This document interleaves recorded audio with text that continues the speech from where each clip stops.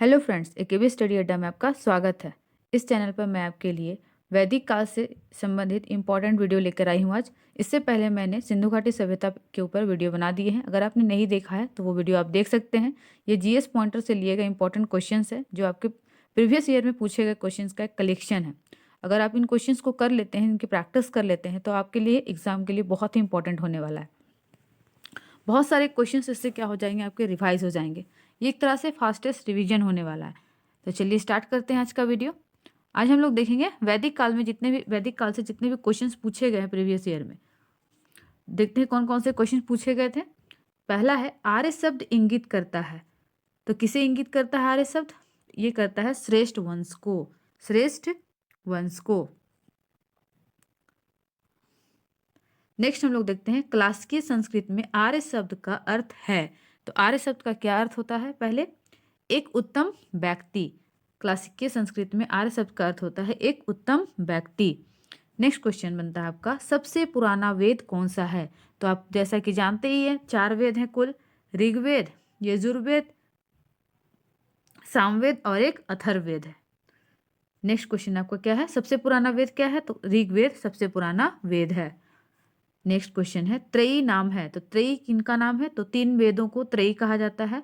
कौन कौन से वेद? ऋग्वेद, यजुर्वेद, सामवेद। जबकि जो अथर्ववेद है उसका संकलन बहुत बाद में किया गया था, इसलिए त्रयी वेद में ये तीनों वेद ही आते हैं। नेक्स्ट है वह वैदिक ग्रंथ जिसमें वर्ण शब्द का सर्वप्रथम नामोल्लेख मिलता है। तो वर्ण शब्द का सर्वप्रथम उल्लेख मिलता है ऋग्वेद में। किस वेद में? ऋग्वेद में। नेक्स्ट क्वेश्चन है आपका वर्ण व्यवस्था से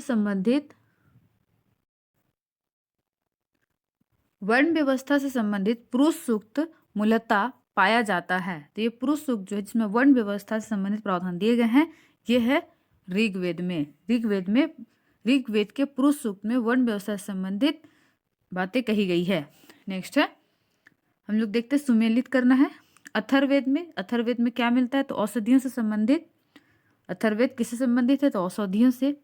ऋग्वेद ईश्वर की महिमा से। यजुर्वेद बलिदान एवं कर्मकांड विधि दिया गया है। सामवेद में संगीत के विषय में दिया गया है। नेक्स्ट हमारा है ऋग्वेद में स्रोत एवं प्रार्थनाएं हैं। यजुर्वेद में स्रोत एवं कर्मकांड से याद रखना यजुर्वेद यज्ञ से संबंधित इसमें कर्मकांड दिया गया। ऋग्वेद में प्रार्थनाएं हैं। सामवेद में संगीतमय स्रोत है। संगीत का अगर वर्णन मिलता है तो सामवेद में। वहीं अथर्ववेद में तंत्र मंत्र एवं वशीकरण। यहाँ पे औषधि से भी संबंधित बातें कही गई है। नेक्स्ट है ऋग्वेद, यजुर्वेद, अथर्ववेद तथा सामवेद 4 वेदों में से वह जिसमें जादवी, माया और वशीकरण का वर्णन है। Very very important. इन चारों में से जिसमें जादवी, माया और वशीकरण का वर्णन मिलता है किसमें मिलता है? अथर्ववेद में। तंत्र मंत्र और वशीकरण का वर्णन किसमें मिलता है? अथर्ववेद में। नेक्स्ट है ऋग्वेद में ऋचाएं हैं। तो ऋग्वेद में कितनी ऋचाएं हैं? तो 10,552 ऋचाएं हैं। नेक्स्ट है ऋग्वेद है। तो ऋग्वेद क्या है? तो स्रोतों का संकलन। नेक्स्ट है ऋग्वेद में मंडल है। तो ऋग्वेद में कुल कितने मंडल हैं? तो 10। ऋग्वेद में 10 मंडल हैं। नेक्स्ट हमें सुमेलित करना है किस वेद का कौन सा ब्राह्मण है? तो ऋग्वेद का जो ब्राह्मण है उसका नाम है त्रय ब्राह्मण। सामवेद के ब्राह्मण का नाम है पंचविश ब्राह्मण। अथर्ववेद के ब्राह्मण का नाम है गोपद ब्राह्मण। वहीं यजुर्वेद के ब्राह्मण का नाम है शतपथ ब्राह्मण। तो आपका क्वेश्चन यहाँ से ऐसे बन सकता है कि निम्नलिखित में से कौन सा ऋग्वेद का ब्राह्मण है? तो ऐत्रेय ब्राह्मण। नेक्स्ट क्वेश्चन ऐसे बन सकता है कि निम्नलिखित में से सामवेद का ब्राह्मण कौन सा है? तो पंचविश।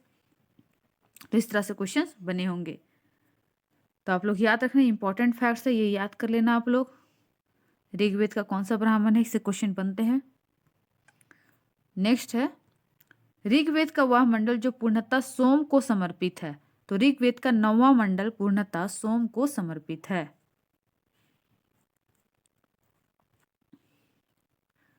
नेक्स्ट है यज्ञ संबंधी विधि विधानों का पता चलता है। तो किस वेद से पता चलता है? तो यजुर्वेद से।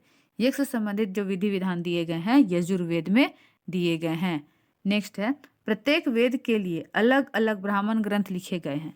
यजुर्वेद से संबंधित ब्राह्मण ग्रंथ है, देखिए तैत्रीय और शतपथ ब्राह्मण जो है यजुर्वेद से संबंधित ब्राह्मण ग्रंथ है।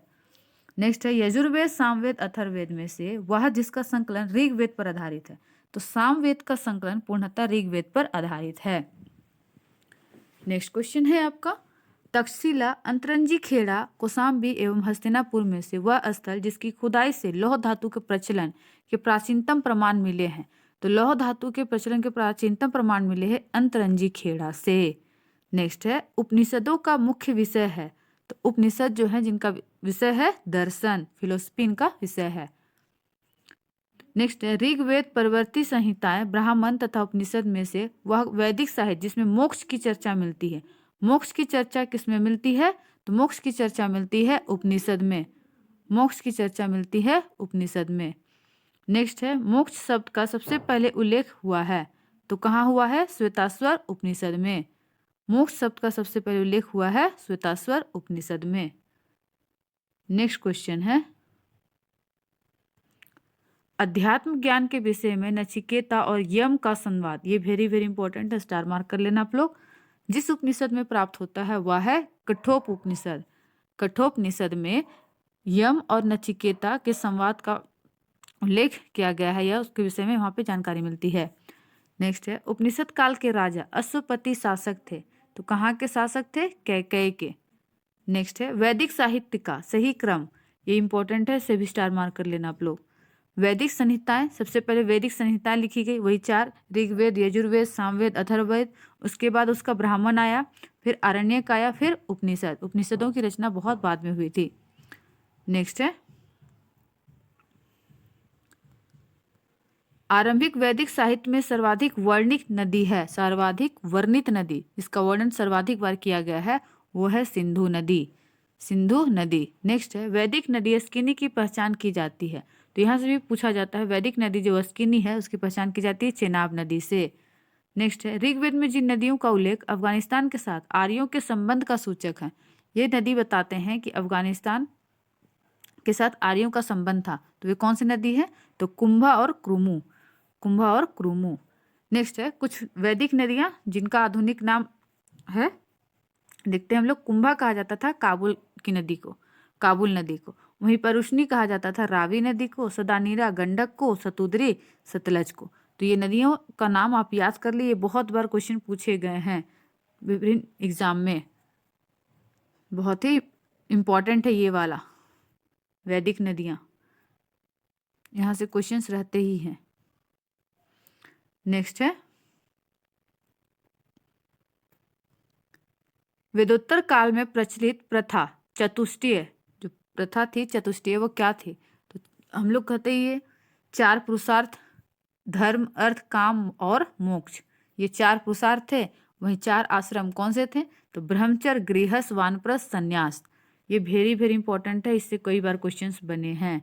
4 पुरुषार्थ कौन कौन से हैं? धर्म, अर्थ, काम, मोक्ष। वहीं 4 आश्रम कौन कौन से हैं? तो ब्रह्मचर्य, गृहस्थ, वानप्रस्थ, संन्यास। ये 25-25 वर्ष का था। प्रथम 25 वर्ष में ब्रह्मचर्य का पालन करना है, उसके बाद आगे के 25 वर्ष में गृहस्थ जीवन जीना है, फिर वानप्रस्थ, फिर संन्यास। नेक्स्ट है वह आश्रम जिसमें रहते हुए मनुष्य को 5 महायज्ञों का अनुष्ठान करना पड़ता था। तो ये था गृहस्थ आश्रम, इसी में 5 महायज्ञों का अनुष्ठान करना पड़ता था। नेक्स्ट है धर्म तथा रीत भारत की प्राचीन वैदिक सभ्यता के केंद्रीय विचार को चित्रित करते हैं। इस संदर्भ में सत्य कथन है। तो सत्य कथन कौन सा है? रीत मूलभूत नैतिक विधान था। ये यूपीएससी का क्वेश्चन है, जो स्टेटमेंट वाला क्वेश्चन रहता है वो यूपीएससी के ही क्वेश्चंस होते हैं ज़्यादातर। यूपीएससी में फैक्चुअल क्वेश्चन बहुत कम पूछा जाता है, कॉन्सेप्चुअल क्वेश्चन ही ज़्यादा पूछा जाता है। तो इस बुक में यूपीएससी, स्टेट पीसीएस और स्टेट्स के अदर जो एग्जाम्स होते हैं वहाँ के क्वेश्चंस लिए गए हैं। नेक्स्ट है रीत मूलभूत नैतिक विधान था जो सृष्टि और उसमें अंतर्निहित सारे तत्वों के क्रियाकलापों को संचालित करता था, जबकि धर्म व्यक्ति के दायित्वों एवं स्वयं तथा दूसरों के प्रति व्यक्तिगत कर्तव्यों का संकल्पना था। तो आपको पता है यहाँ पे बताया गया है रीत क्या था और धर्म क्या था। रीत और धर्म के बीच में डिफरेंसेस यहाँ पे दिए गए हैं। नेक्स्ट हम लोग देखेंगे भारतीय संस्कृति के अंतर्गत रीत का अर्थ है। तो भारतीय संस्कृति में हम लोग रीत किसको कहते हैं? तो प्राकृतिक नियम, जो प्राकृतिक नियम बने, नेचुरल लॉ जिसको बोलते हैं हम लोग।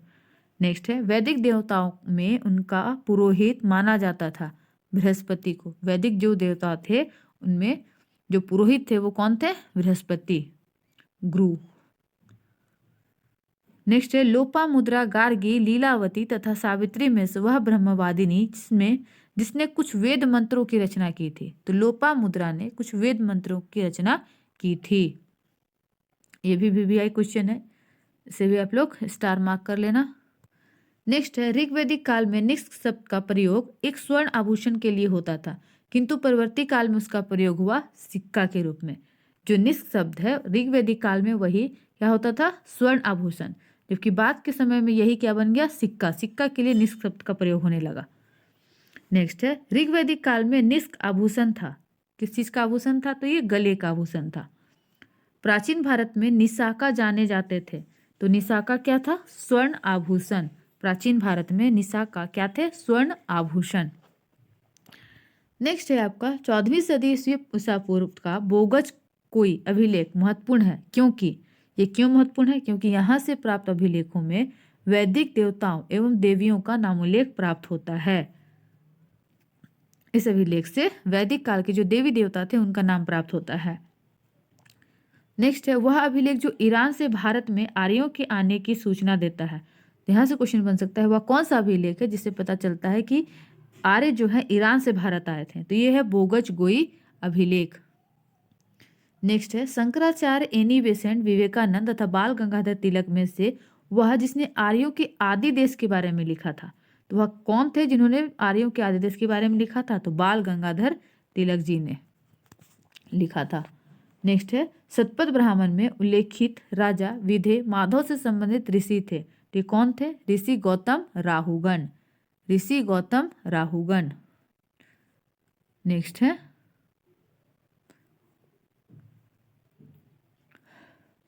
उत्तर वैदिक काल में से आर्य संस्कृति का धुर समझा जाता था। तो आर्य संस्कृति का धुर किसे समझा जाता था? तो कुरु पंचाल को। कुरु और पंचाल को आर्य संस्कृति का धुर, मतलब ये आर्य संस्कृति का पालन नहीं करते थे। ये आर्य संस्कृति का पालन करते थे, मगध जो था वो नहीं करता था। नेक्स्ट है गोत्र शब्द का प्रयोग सर्वप्रथम हुआ था। तो गोत्र शब्द का प्रयोग सर्वप्रथम कब हुआ था? तो ऋग्वेद में। गोत्र प्रथा की स्थापना हुई थी उत्तर वैदिक काल में। शब्द का प्रथम प्रयोग मिलता है ऋग्वेद में, जबकि इस प्रथा की शुरुआत हुई थी उत्तर वैदिक काल में, क्योंकि दोनों काल में अंतर है। ये 1500 जो ऋग्वैदिक काल है 1500 BC का है, BC के आसपास का है, और ये 1000 से लेकर 600 BC के आसपास का है उत्तर वैदिक काल। दोनों में डिफरेंसेस है।